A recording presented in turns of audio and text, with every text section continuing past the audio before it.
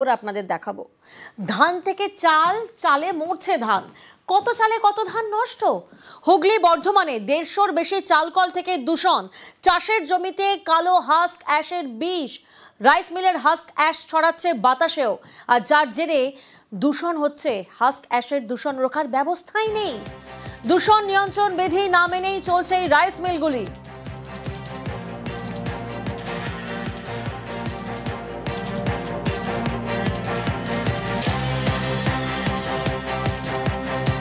প্রতিনিধি প্রলয় লাহা এই মুহূর্তে আমাদের সঙ্গে রয়েছেন। সরাসরি প্রলয়ের সঙ্গে একবার যোগাযোগ করার চেষ্টা করি। প্রলয়, সবার আগে যে প্রশ্নটা সামনে আসছে যে এইভাবে যে দূষণ ছড়াচ্ছে তাতে তো চরম দুর্ভোগ চাষিদের।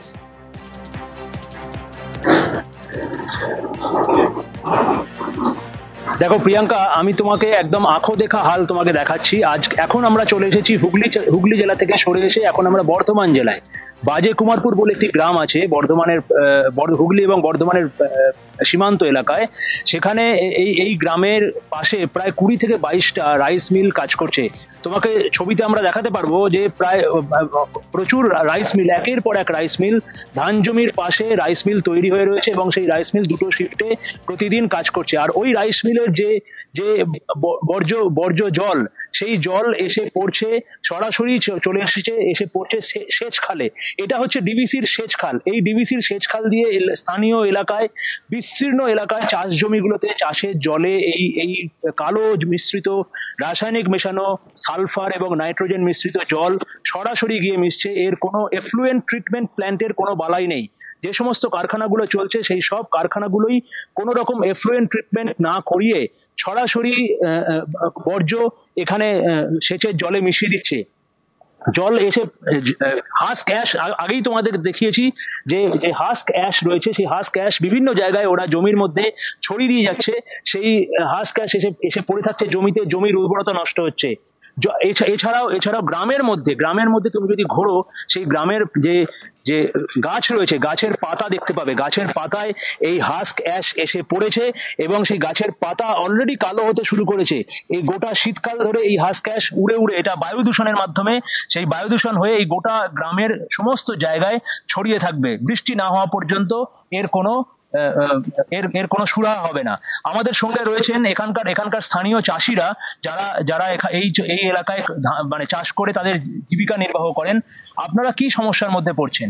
আমাদের টোটাল মিলগুলো যেভাবে অরাজকতা শুরু হয়েছে, মানে কি বলবো, তারা কোনো নিয়ম নীতি তোয়াক্কা করছে না। যত্রতত্র অ্যাশগুলোকে যেখানে সেখানে ফেলে দিয়ে আসছে। তারপরে অ্যাশগুলো রাত্রির বেলায় ওরা উড়িয়ে দিচ্ছে মেশিনের সাহায্যে, যেগুলো মানে বহন করতে গেলে একটা খরচের ব্যাপার আছে। সেই খরচটাকে তারা অ্যাভয়েড করার জন্য সেই অ্যাশগুলোকে মানে যে এর মাধ্যমে, চিমনির মাধ্যমে সেগুলো রাতারাতি সব উড়িয়ে দিচ্ছে। এবং যে ধানের যে ডাস্ট, ধুলো, সেই ধুলোগুলোকে পর্যন্ত উড়িয়ে দিচ্ছে এবং রাস্তায় চলাচলের অযোগ্য হয়ে যাচ্ছে। মানুষের চোখ কানা হয়ে যাচ্ছে, চোখ নিয়ে বহু মানুষ বহু রকম ভুগছে।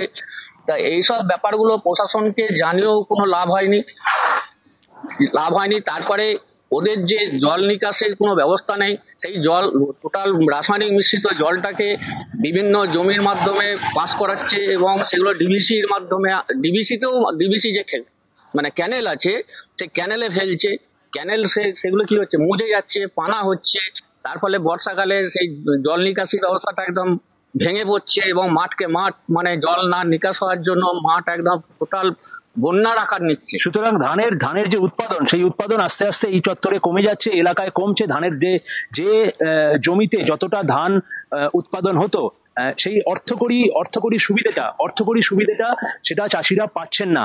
আর একটা মেজর প্রবলেম তৈরি হয়ে যাচ্ছে, সেটা হচ্ছে যে ধানটা যে এই রাসায়নিক মিশ্রিত জল মাটির, আমি পিসিআর কে বলবো একটা আমাদের অ্যানিমেশনের মাধ্যমে আমরা দেখাতে যে কিভাবে ধানের জমির মধ্যে দিয়ে জল মাটির গভীরেও প্রবেশ করে যাচ্ছে, মাটির গভীরে প্রবেশ করছে এবং সেটা খাবারের যে জল, পানীয় যে জল, সেই পানীয় জলে সেই জল মিশে যাচ্ছে, যার ফলে এখানে দূষণ গ্রামের মানুষের পানীয় জলের মধ্যেও ছড়িয়ে যাচ্ছে। প্রিয়াঙ্কা, একেবারেই। অর্থাৎ কত চালে কত ধান নষ্ট। রাইস মিলের দূষিত জল যেখানে সেচের খালে মিশছে, যার জেরে কিন্তু চাষ জমিতে রাইস মিলের এই দূষিত জল মেশার ফলে চরম দুর্ভোগে পড়ছেন চাষিরা, কারণ ধান থেকে চাল এবং সেই চালেই মরছে ধান।